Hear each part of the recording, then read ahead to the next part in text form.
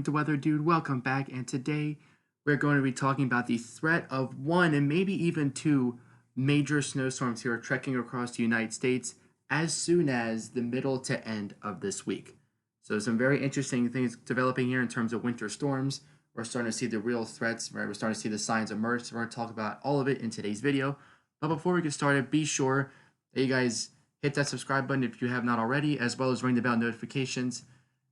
And it's still a staggering 97% of you are not subscribed. So again, if you're strolling on by, be sure to hit that subscribe button. Let's get right into the video.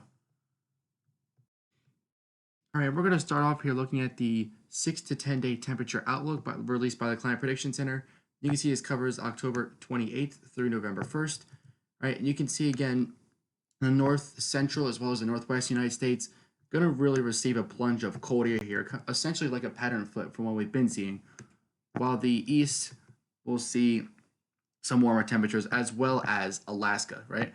So essentially, if Alaska is like up here way off to the top left, essentially the gesture is going to come down like this, and then kind of ridge over the east. We're going to see some troughing over the central and northern parts of the United States. I'm going to talk about why that's significant and what other factors are playing into these snowstorms as well. There's many of them. Precipitation outlook looking above average, right, for the center part of the country. That makes sense with the number of storms that are going to be rolling on through. If we take a look at their hazardous temperature risk, you can see again there's a slight to even a moderate threat of much below normal temperatures. Right, so that means the cold air is certainly going to be in place here, and this will be taking place October 28th, which I believe is as Saturday, through the 31st. And so pretty much leading up through Halloween here, pretty fitting. If we look at the Arctic oscillation, these are one of the factors, right? That when it's negative, we see cold air over the east, warm air over the west, and then it's flip-flop when it's vice versa. You can see the Arctic oscillation will pretty much be hovering around the 0 mark here, as is the North Atlantic oscillation, or the NAO, right? Kind of, again, hovering around the 0 mark. And generally what happens when it gets to the 0 mark is we can have kind of like a mixture of both scenarios, right? Sometimes maybe the east is warm, sometimes the east is cold, maybe the west is warm or the west is cold. Right, but if we look at the PNA, this is the key one right here.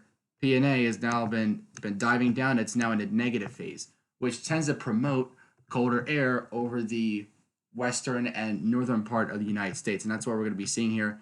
It's recently dipped below the 0 line, and we'll be spending a couple of weeks in the negative phase, as it looks like. So this is one of the things that's going to set up a pattern here for these storms to roll across the United States, as they tend to do around the end of October. It's just these couple that we're going to be talking about in this video are going to have some pretty heavy snow with them potentially.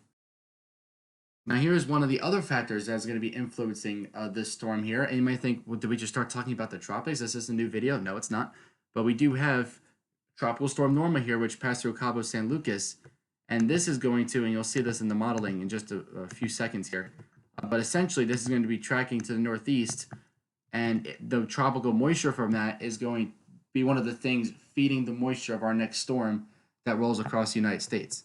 So let's take a look at the geopotential heights here and see how this could play out. All right, now when we look at the actual modeling, like the rain and snow, there's going to be a bunch of models that we're going to use for that. But for right now, we're going to use the GFS model to show the geopotential heights.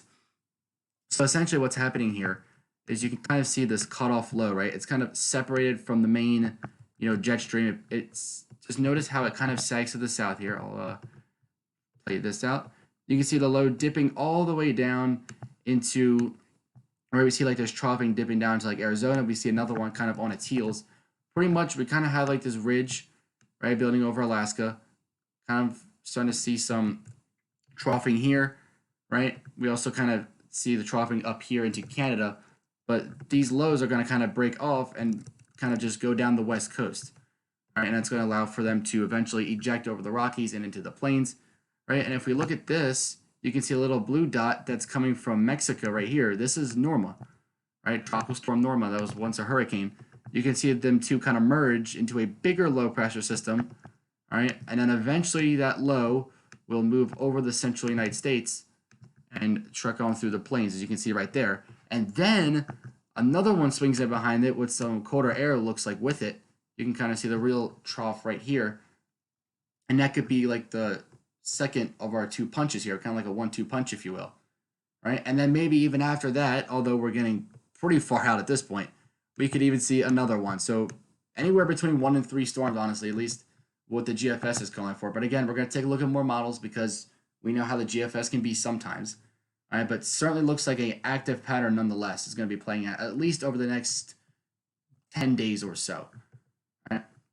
So we're gonna stay on the GFS boat here for a second. Then we got like the European model, the Canadian model, and a couple of mesoscale models. Although it's a little too soon to use them, but I will be showing you what their preliminary thought is. So here's a GFS model. You can see as we head over the next couple of days here. I'm gonna let this model play out. All right, and as you can see the low moving through Colorado right here. You can start to see pretty much like this, essentially these banding features of rain. You can pretty much tell, and you can kind of see like the remnants of Roma down here. You can pretty much tell the moisture funnel pointed right from the Pacific going up through Texas and Oklahoma. We're going to see some really heavy rain coming out of this. This is pretty much overnight Wednesday into Thursday. As you can see, the low moving north, we do have high pressure systems in place that are going to help supply some cooler air, right, further south. So you can kind of see here the rain moves to the north. Or sorry, the rain and the low pressure system move to the northeast, and you can see some snow hanging back here in the Rockies. But you did see some snow breaking out over North Dakota, South Dakota, right? Then look what comes behind it, right? Another batch of snow that moves to the Dakotas, right? Not only there, but also into Minnesota. We see some pretty heavy snow. In fact, even heading towards Duluth, maybe even Minneapolis could even get in on a couple inches of snow, according to this solution of the GFS model. But it's going to be windy. I mean, look how packed together in this region the isobars are. I mean, we got 1,016 here, we got 1,036 here. So right in between, right, we're seeing some really packed isobars. That's going to lead to a lot of wind, especially when the storm system is here, and even when it departs, some cold wind is gonna come in behind it, right? So you can see the high pressure there, and it's a really strong one too, 1,044 millibars of high pressure, and that's really going to be throwing in the colder air for part two of the another system, if you will. And you can see sleet, freezing rain, right? All starting to break out, even a little bit of snow, and it's a lot further south too. Kansas, Nebraska, Iowa, and I think that's the solution that GFS is going for here, right? Maybe some snow and ice breaking out, and you can see that again. This is getting into Halloween now, but there always seems to be some kind of major storm around Halloween. It's crazy, but you can still see some heavy snow there for parts of the north central and the Midwest. All right, that is getting a bit further out, but still, you can see these bouts of rain and snow that we're going to be seeing here. And this isn't just talking about GFS, fantasizing about the long term. Like we're talking about within 4 days or less here. All right. This storm here. This one that moves through is about 5 days out. This one's about a week out. So it's not. I wouldn't consider that long term, right? These are storms that are pretty much on our doorstep this week. So GFS, now this is the Kuchera snow ratio, which takes into account the more accurate, right? Because it's based on the temperature and based on the storm, the snow to liquid ratio, right? Because sometimes a lot of the models assume a 10-to-1 snow ratio or snow liquid ratio, which means for every inch of rain or liquid there's 10 inches of snow, but that can vary from day to day. So this takes into account a more accurate snow to liquid ratio for accurate snow totals. And you can see here again, most of the snow, right, like the 12 inches plus, is going to be across northwestern South Dakota, southwest North Dakota, but even a couple of feet are possible up into the Rockies, right? So in like Wyoming and Montana, could even see 2 to 3 feet plus. I definitely do think that GFS is more of a bullish solution here, but you can definitely see even across Minnesota and Nebraska, we could even see a few inches of snow here. This is just in the next 7 days. I'm not going to drag it out any further than that because I don't want to kind of start to hypothesize about a storm that could come like 10 or 12 days down the road.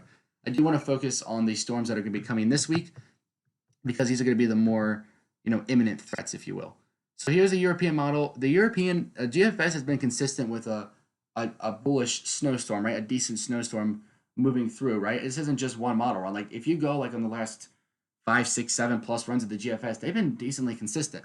The Euro has two, but kind of in a different way. So you can see a low swings in from the Rockies. You can kind of see it here, right? We got plenty of snow in the Northwest, right?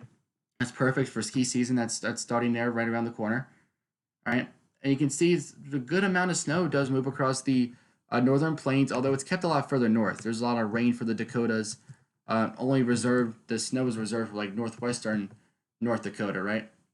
And then the low moves pretty far north, kind of moves out of here. We get some cooler air that kind of moves in behind it. You can see again, you can tell by these blue lines. So there is some colder air to set up for some snow over the Dakotas. However, it's not terribly heavy.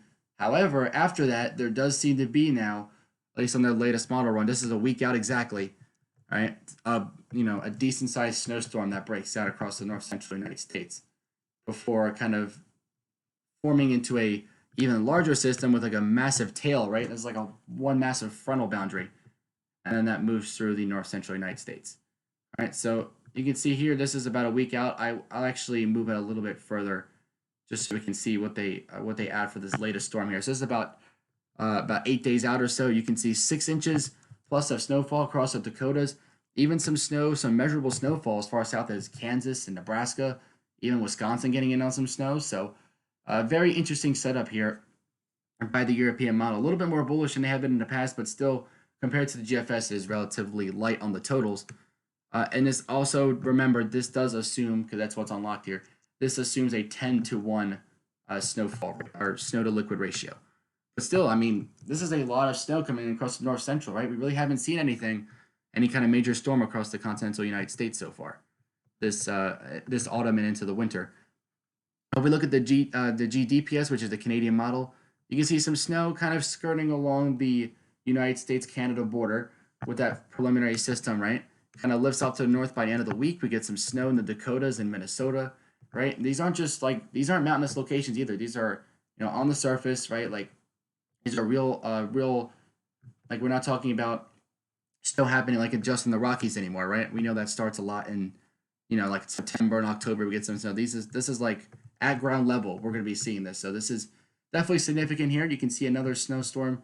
You can see it forming down there in the southern plains. And this is like a perfect setup. You got a low down here in Texas, feeding tropical moisture from the Pacific and from the Gulf. You got a strong high pressure here, fueling in the cold air. So, I mean, it's pretty much just the perfect setup for the snow here across, even as far south as, South Dakota, Nebraska, and Iowa as well.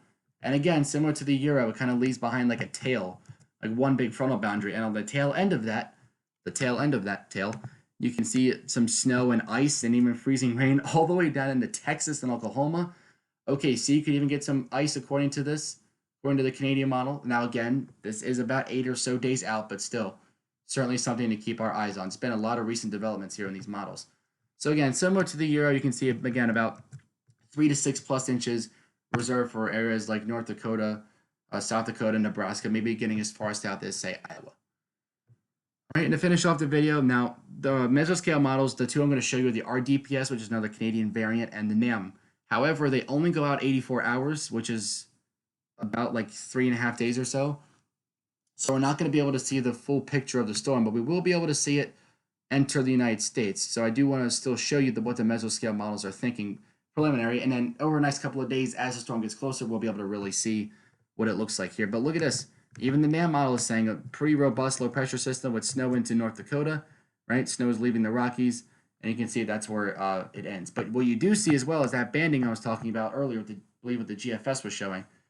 A lot of banding of rain in Texas and Oklahoma. That's just feeding in that moisture from the Pacific here.